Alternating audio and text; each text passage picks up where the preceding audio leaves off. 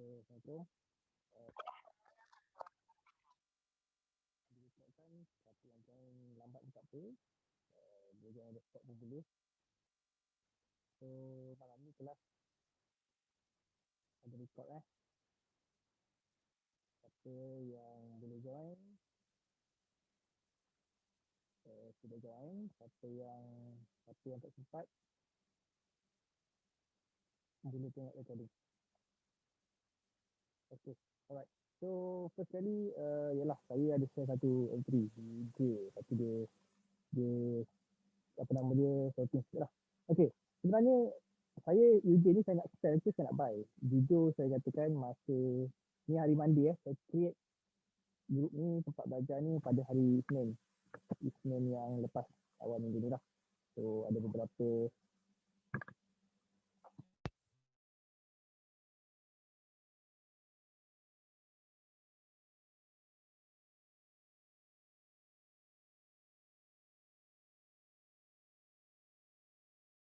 ada sikit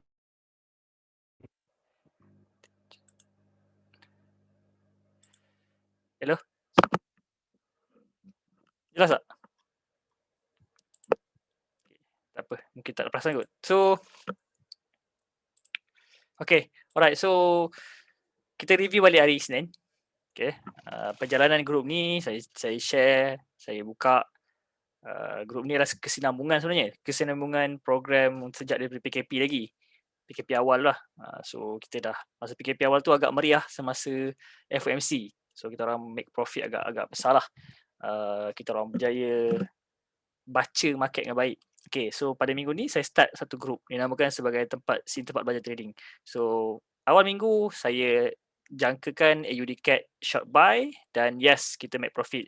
Saya juga jangkakan US oil untuk sell dan memang drop, cuma dia naik sikit. Dia naik sikit daripada tu, saya terpaksa revise balik plan trading saya, tapi lepas tu dia drop.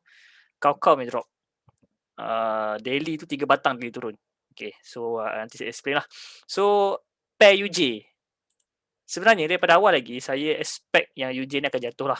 Reason dia bla bla bla bla. So memang saya nak sell UJ ni. Cumanya kesilapan saya satu je. Saya mengharapkan price tu pergi ke atas. Saya nak sell di tempat yang saya rasa lebih baik berbanding sell terus. Tapi rupanya dia drop dia drop lebih awal daripada apa yang saya jangkakan. Okay, contoh sekarang ni saya dah macam yang saya share dekat kita punya group tu, ada beberapa kawasan lah support resistor tu. So saya mengharapkan untuk masuk semalam semasa FOMC tu, yang minit mesyuarat tu, dimasuk sini pun dah okey, ataupun sini dan lepas tu drop. Memang dalam kepala nak ambil sell, cumanya ianya tak berlaku lah. So kalau siapa yang loss tu, saya minta maaf sebab saya memang nak sell, cumanya nak sell kat atas. Okay, so sekarang ni saya cuba untuk buy, tapi kalau rasa tak berani tak perlu masuk buy. Saya ni untuk counter balik je sebenarnya. Counter balik di kawasan support di bawah. Okay, so apa sebenarnya berlaku pada malam tadi? Bila kita tengok kan, dia berbeza pula masa bulan Jun hari tu. Masa bulan Jun hari tu, saya ada mention dalam Facebook saya masa kelas yang saya nampak tone ucapan dan yalah, dari segi sentimen tu memang ke arah USD yang kukuh. Sebab semua orang confident untuk menaikkan interest rate. Tetapi pada meeting minutes yang keluar malam tadi, kalau tengok laporan yang dikeluarkan oleh CNBC sekalipun, federal official tu dia keep patient tone. Maksudnya dia tone intonasi yang lebih tenang, sabar. Maksudnya tidak tergopoh-gopoh untuk menaikkan interest untuk ke arah polisi yang lebih strong. Okay, so bila saya baca pun, bila saya pergi, okay, dia simple je, tapi kalau nak bacalah. Dia agak detail juga sebenarnya. Saya akan buat satu cara untuk anda faham, mudah faham macam mana nak baca. Okay, semalam dah keluar. Kalau pergi pada PDF, anda boleh baca dengan simple lah. Tapi tak baca pun tak apa, sebab kita dah ada satu apa nama dia? Ni, dia dah bagi tahu dah, keep on patient tones in term of tightening monetary policy minute lah. So sebab tu USD agak tak mengukuh jauh. walaupun masa FOMC yang lepas dia membantu lonjakan USD, tetapi minit mesyuarat kali ni tidak begitu membantu USD. Sebab tu saya nak sell, benda ni saya dah predict dah agak sebenarnya, dah boleh jangka yang Eugene ni akan jatuh sebenarnya.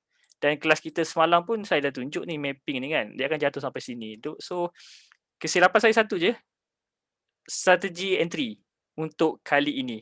Saya mengharapkan price buat satu lagi kenaikan untuk kita ambil sell, sebab saya nak sell full margin kat atas ni sebenarnya. Okay, sebab tu saya tak masuk sini. Saya mengharapkan okay, buat satu lagi lonjakan, buat shoulder kat sini, lepas tu kita akan masuk sell beramai-ramai, dia akan drop. So benda tu tak berlaku, tapi at least kita dapat something lah, kita faham benda tu berlaku. Okay, sekarang ni harga dia bermain dekat kawasan support. Ini ada support lah, support seterusnya. Okay, dia ada beberapa kawasan support lah. Kalau nak tanya saya, support yang paling terbaik adalah di sini.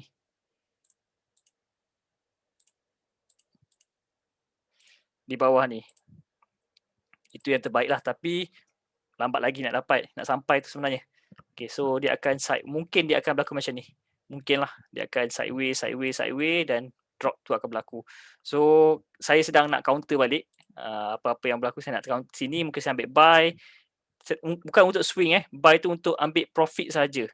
Okay, tapi saya akan share lah kalau ada idea tu. Sekarang ni tak ada idea lagi. Alright, so selain daripada UJ, pair apa yang saya nak tengok? GU antara pair yang saya nampak ada peluang untuk kita ambil. Okay, kenapa saya nampak? Disebabkan oleh keadaan Fed minutes tu yang agak lemau, tidak membantu mengukuhkan USD. Dalam kelas kita yang sebelum ni pun saya ada mention yang GU ni kemungkinan besar dia akan sideways di kawasan sini. Dia tak ada faktor untuk menyokong harga pecah kawasan ini. So kemungkinan besar kita ada peluang untuk ambil entry di kawasan inilah. Ini kawasan zone.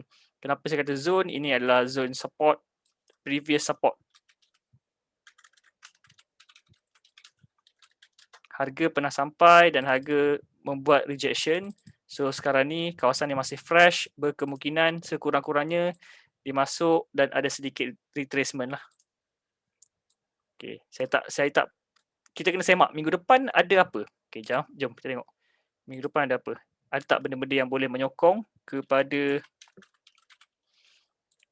pergerakan pasaran pada minggu hadapan next week.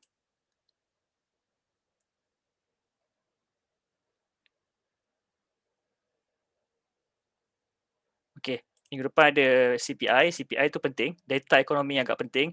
Okay, minggu depan ada interest rate decision untuk New Zealand. So, macam minggu ni, kita berjaya, yalah siapa yang join awal, kita berjaya dapatkan profit di kawasan-kawasan pair-pair yang melibatkan AUD. Sekurang-kurangnya kita dapat itu 70 pips, 80 pips.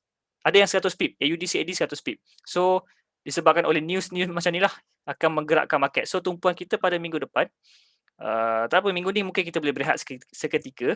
Kita akan fokus kepada minggu depan, iaitu pada hari Rabu 14 Julai berkaitan dengan news RBNZ. Okay, New Zealand punya currency lah. Selain daripada New Zealand, ada tak lain? Okay, Canada. Kalau ada combination ni, ada dua news, New Zealand dan Canada, mungkin peluang tu ada pada kedua-dua nilai mata wang ni. Saya akan semak satu persatu. Saya akan guide anda untuk membaca news. Macam mana nak baca news?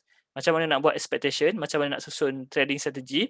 Okay, bab trading strategi ni, kalau saya tahu kebanyakan yang masuk ni adalah orang yang dah terbiasa dengan technical. So, guna kepakaran teknikal anda.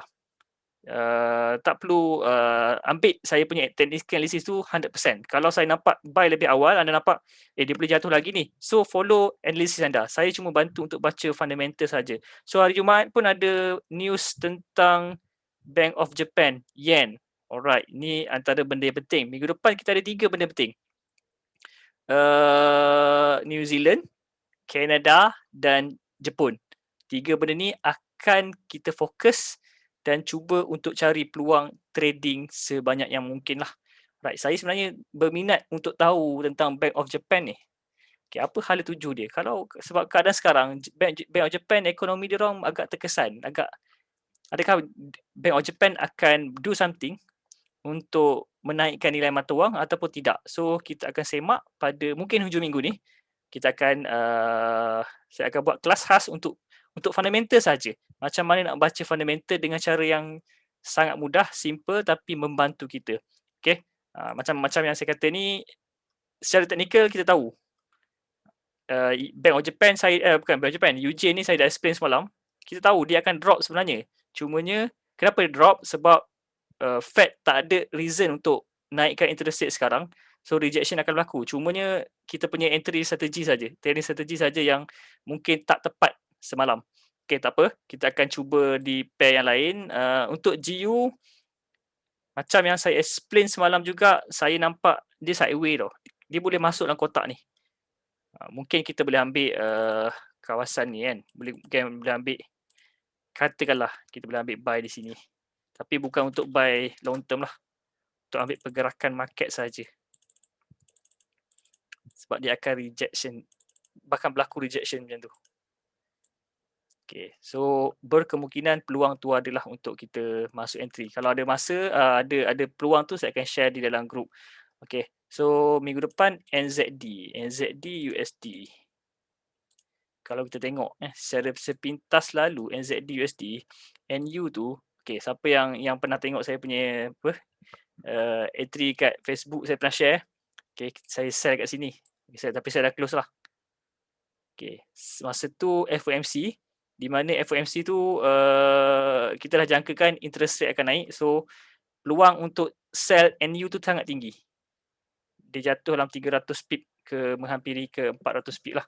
Alright, so tak apa, kita akan sambung kelas. Malam ni sekadar review saja. Saya tak ada idea untuk trade hari ni dan esok, tapi kalau ada saya akan share.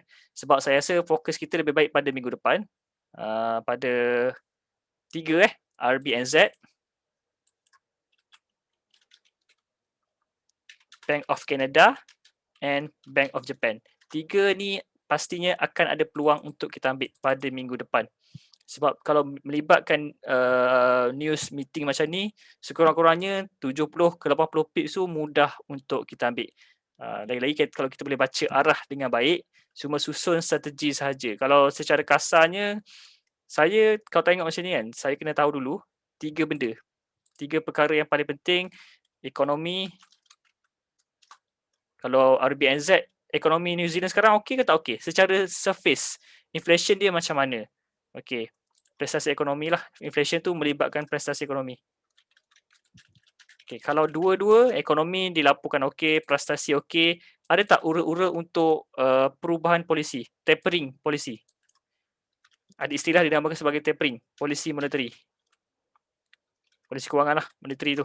Okey, so 3 benda ni. Dia simple je. Kalau ekonomi okey, data ekonomi yang timbul tu banyak yang positif, maksudnya inflation pun akan meningkat. Biasanya mereka akan mengubah arah hala tuju polisi kewangan ke arah yang lebih positif. Kita boleh buy mata wang tu. Tapi buat masa sekarang saya tak nampak untuk buy. Mungkin akan berlaku jatuhan satu lagi ke sinilah. Secara teknikal pun kita dah nampak kemungkinan NU tu dia akan drop ke sini. Okay, kemungkinan. Cuma pengesahan yang kita nak untuk kita ambil sell NU ni, saya perlukan satu je. Mungkin kita nampak secara teknikal nak sell NU. Sebab dia boleh pergi ke zone ni. Zone daripada zone atas ke zone bawah, support bawah. Tapi kita perlukan satu report mengatakan sekurang-kurangnya New Zealand ekonomi biasa saja ataupun kalau boleh kan weak. Kita akan semak nanti. Kalau New Zealand ekonomi ni kan weak, wish sedap.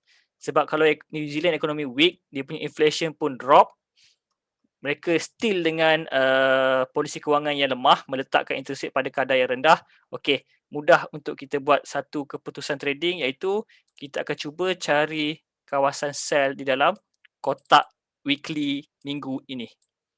Okey, kalau kita tanda kotak weekly, kita pergi ke time frame daily. Okey, kita mulalah cari, okey, di mana agak-agaknya kawasan resisten. Di mana resisten? Okey, kita nampak. Sekarang ni pun dah nampak. Inilah kawasan resisten. So, sell yang terbaik kalau kita nak letak, kita mengharapkan price retrace sedikit lah. Okey, kalau kita nak ambil sell sekarang, satu benda, takut dia Yelah kalau jadi macam UJ okey. Maksudnya dia terus drop okey, tapi kalau berlaku retracement sedikit, okey kita mungkin terpaksa menanggung floating lah. Sebab tu saya suka kalau kita nak sell, kalau boleh market retrace tu adalah yang terbaik sebab bolehlah tambah lot yang lebih besar. Okey, so minggu depan kita akan, bukan minggu depan, mungkin hari Sabtu atau Ahad kita akan bincang lebih detail tentang 3 central bank ini dengan cara yang mudah, sambil dapat idea. InsyaAllah saya confident minggu depan kurang-kurang ni kita boleh dapat total 3-3 tu 100 ke 200 pip. Okay, kita rangka betul-betul idea trading untuk minggu depan. Alright, itu saja untuk kelas hari ini. Sekian, terima kasih. Assalamualaikum dan selamat malam.